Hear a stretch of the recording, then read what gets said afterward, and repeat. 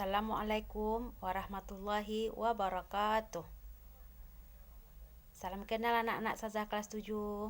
Baiklah, pertama kali Saza akan memperkenalkan diri dulu. Nama Saza adalah Saza Yanti Iska SPD.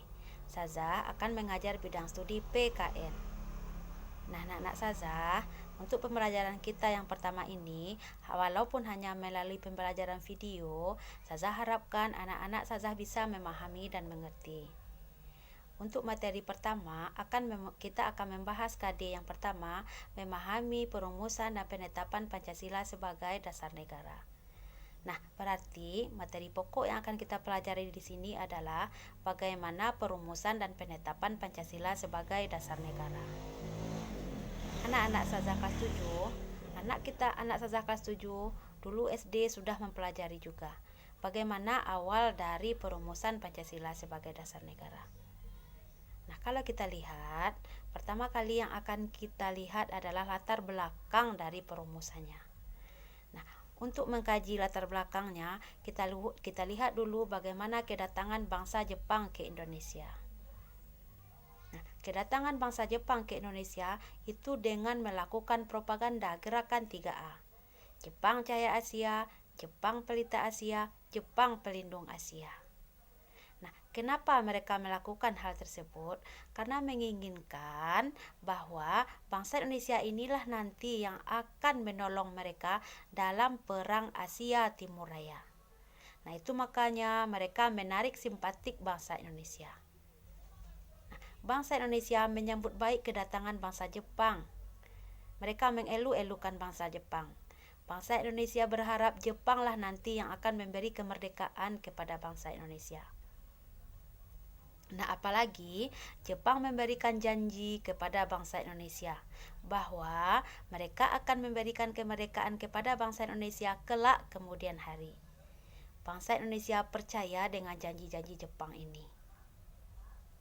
Nah, keadaan Jepang di Indonesia semakin terdesak.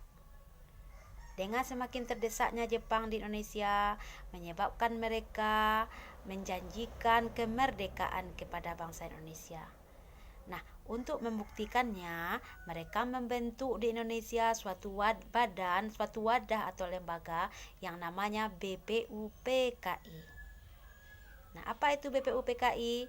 Badan Penyelidik Usaha Persiapan Kemerdekaan Indonesia, atau dalam bahasa Jepangnya Dokuritsu Jumbi Chosakai, yang didirikan oleh Jepang tanggal 1 Maret 1945. Nah, BPUPKI ini nanti diketuai oleh Rajiman Widyo Diningrat dengan 2 orang wakil, 1 dari Jepang, 1 dari Indonesia. Dari Indonesia namanya Raden Panji Suroso. Sedangkan yang dari Jepang Ichi Bangase. Nah, kenapa kok harus ada wakil yang dari Jepang?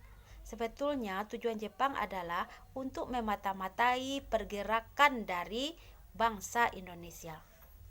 Nah, apa nanti yang akan dilakukan bangsa Indonesia dari keadaan tersebut?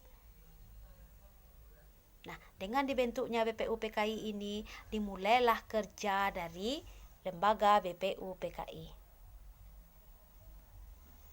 Nah, apa yang dilakukan di lembaga BPUPKI ini? Pertama kali yang dilaksanakan oleh BPUPKI adalah untuk mencoba mencari, seandainya nanti kemerdekaan diberi oleh Jepang, pertama kali yang harus dicari adalah dasar negara. Tanpa adanya dasar negara, tidak akan ada suatu negara yang bisa berdiri. Nah, bangsa Indonesia, para pendiri tokoh negara kita mulai merumuskan dasar negara dalam sidang BPUPKI. Nah, nanti kalau kita lihat dalam sidang BPUPKI ini terdiri dari 2 periode. Periode yang pertama itu terjadi 29 Mei sampai 1 Juni 1945. Yang dibahas di sini adalah tentang rancangan dasar negara. Sedangkan untuk sidangnya yang kedua atau periodenya yang kedua adalah tanggal 10 sampai 17 Juli 1945 yang akan membahas tentang rancangan Undang-Undang Dasar.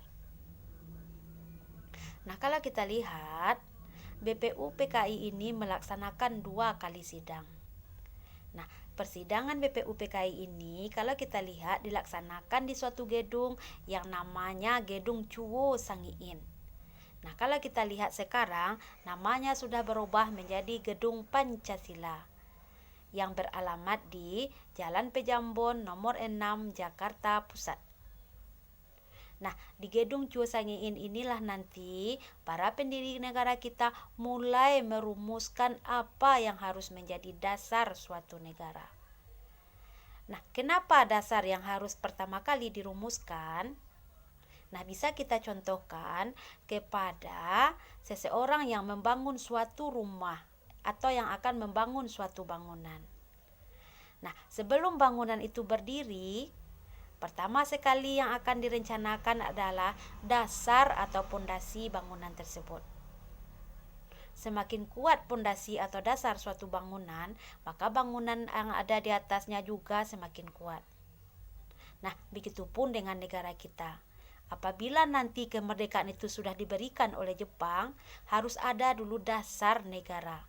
Nah, itulah makanya dalam sidang BPU PKI yang dirumuskan pertama kali adalah dasar negara. Pada tanggal 29 Mei sampai 1 Juni 1945.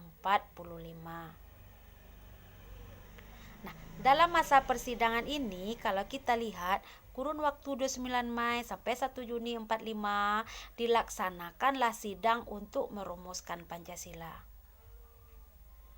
Nah, dalam sidang ini nanti akan muncullah 3 tokoh yang berperan dalam memberikan ide dan usulan apa yang seharusnya akan menjadi dasar negara kita.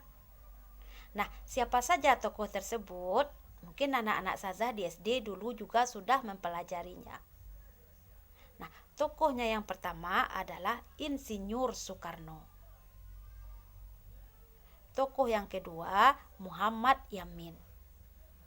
Dan tokoh yang ketiga Supomo. Nah, jadi ketiga tokoh inilah nanti yang berperan dalam memberikan ide atau usulan apa yang seharusnya menjadi dasar negara. Nah, bergantian ketiga tokoh tadi memberikan usulannya.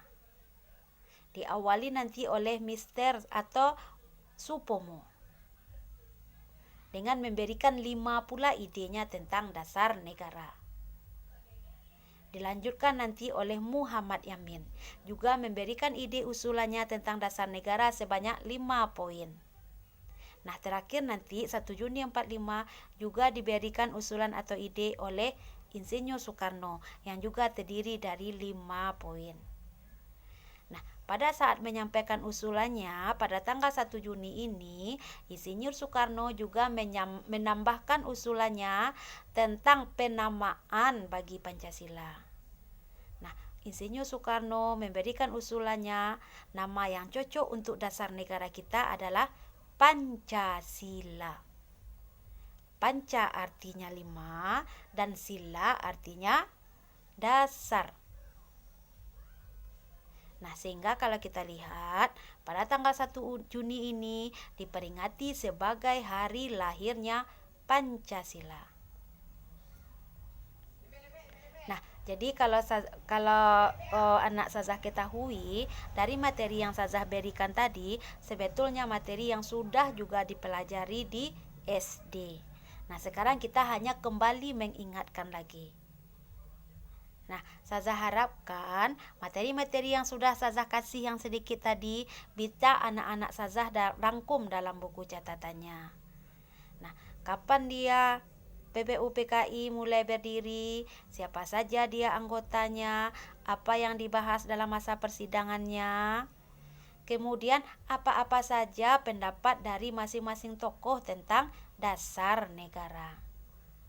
Nah, berarti kalau kita lihat tanggal 1 Juni berakhirlah masa persidangan BPU PKI. Sekian yang dulu bisa Saza sampaikan pada materi pertama ini. Saza harapkan anak-anak Saza bisa memahami dan merangkumnya. Dan Saza sudahi dengan wabillahi taufik wal hidayah. Wassalamualaikum warahmatullahi wabarakatuh.